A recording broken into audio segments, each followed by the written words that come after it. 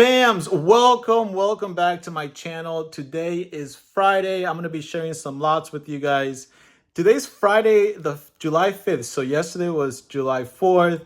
It was interesting going to work. I just got back from work because I feel like not a lot of people went to work today. It makes sense. Most people want to take today off to get a 3-day weekend, but I couldn't do that. So I was at work. The good thing about it is that there were a lot less people on the road, less traffic, so I was able to get some of these lots. So we're gonna take a look. We're gonna take a look at two different lots. I do need to pace myself. These are high-end cards, so we're gonna take a look at two different lots today, two different lots tomorrow. The lots that we're gonna take a look at today is one is a slab that I picked up, high-end slab. I actually haven't bought a slab for myself. I bought some slabs to resell. But this slab I bought because it's a slightly older card, and I was trying to find a raw copy to grade, but a lot of people were wanting to sell me off-center ones, so I just went with the 10. It wasn't too much of a difference between the raw copy and the 10, so I decided to go with that. We're going to take a look at that. I'm going to save some lots for tomorrow. If you're new to the channel, subscribe so that you get to see my progress on road to $1 million in collection. So I have this binder that I'm adding a bunch of cards. We're going to keep track of the price throughout the time. Right now, the binder's worth like $8,000 or so. So I'm trying to add as much as I can. And if you like this video, press the like button. I really appreciate it. And if you're looking for a community and awesome deals on Pokemon cards, I have a Discord where I sell and other sellers as well, and we give discounts. So I'm going to link that down below. But let's take a look at these two lots and let's add nine more cards to the time capsule binder. Let's get into it. All right, guys. So two different lots. I'm going to start with the raw cards and end with the slab. And I actually don't know exactly what's in here. I did buy a lot of packages last week, as you guys have been seeing. This week, I've been showing you guys quite a bit of packages. But like I was saying, these cards are not cheap. So I do need to be more strategical and also make it last a little bit more, right? Because by the time that I buy more cards and add them to my binder, ooh, maybe I got it wrong. This looks like a slab unless oh, and I remember now. Okay, and it looks like I need to cut a little bit more. Some of these cards are not wanting to be freed up. Okay, so I think this slab is something that they wanted to throw in for free. They were like, if you buy a good amount, we'll throw in this slab. Now, this tape here, though, is just annoying. It's not needed. It's already protected with the cardboard. It just gives me more of a pain to be careful and not cut anything. So don't do that. Don't add this tape to it. As long as you have it protected in these two things right here, you can tape this to each other, but you don't need to tape the cards. And I know a little bit something about packaging. I've packaged many cards in my lifetime. What's going on here? So this is what I was talking about. All of this is not needed. But we freed up the cards. So right here we have a Giratina V-Star. And these cards are supposed to be minty, but a slight off-center is why they were selling them. And this slight off-center, to me, I saw this and I was like, yep, this is still 60-40. So I'm going to go ahead and pick that up. And the reason that I'm picking up these cards is kind of why what I mentioned last time for why I was adding these to my time capsule binder. These are cards from Crown Zenith. They're Galarian Galleries. And Crown Zenith is a really sought after set right now, just like 151. I think, in my viewpoint, the most sought after sets right now. So I'm going to be picking up the top cards from those sets. I have Charizard, Secret Illustrated Rare from 151 and some other 151 hits. And I do have some of these gold cards, but you can't have enough, fams. I think they're going to do really well in the future.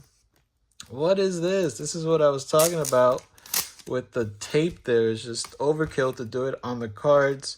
The cardboard, taping the cardboard is fine.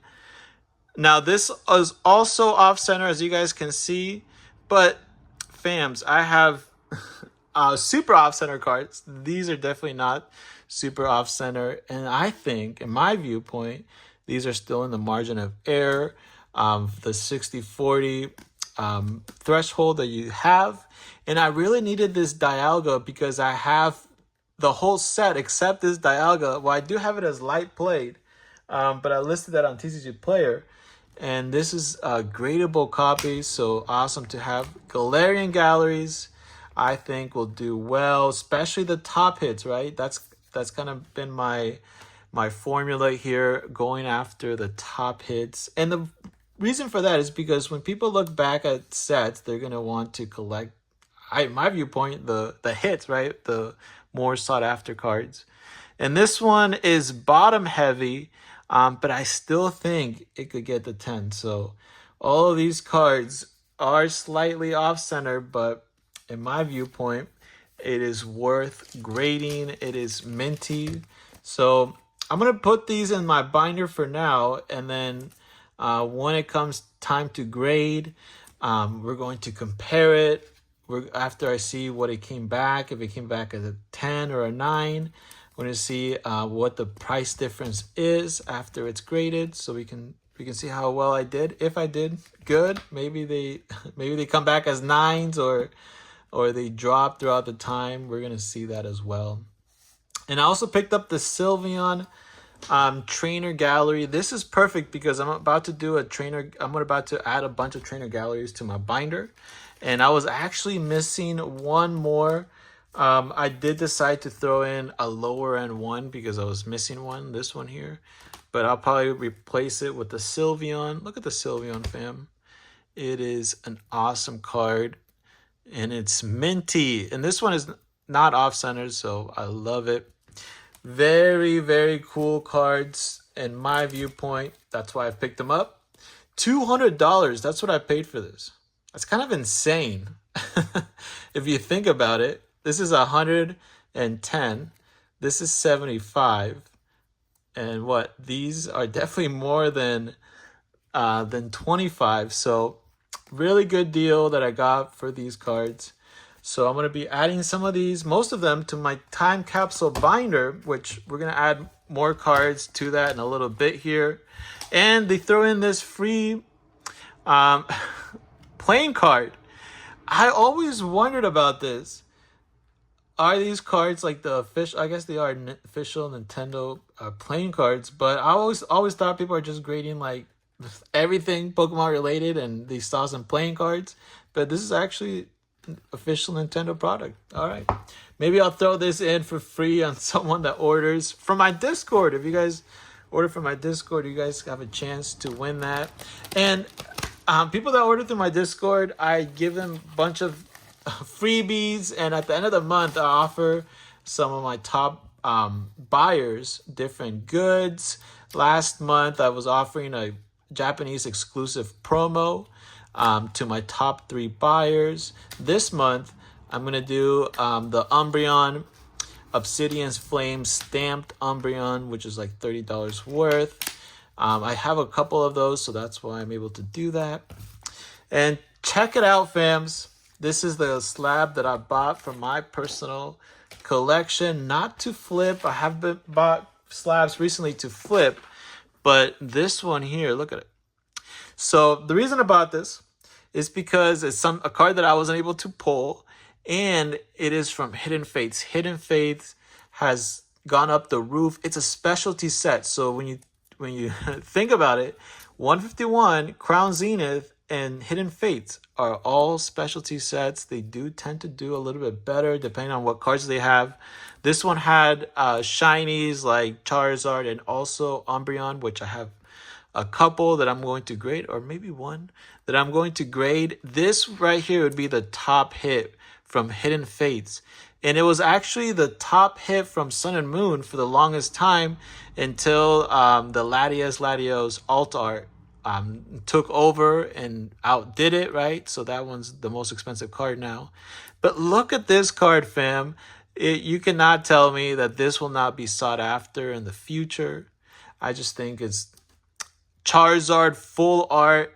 I'm going to be picking up a lot more Charizards because I'm thinking about what are the top hits from different sets. What are the top hits from Hidden Fates? What are the top hits from Cosmic Eclipse, right? From XY, from Sun and Moon in general.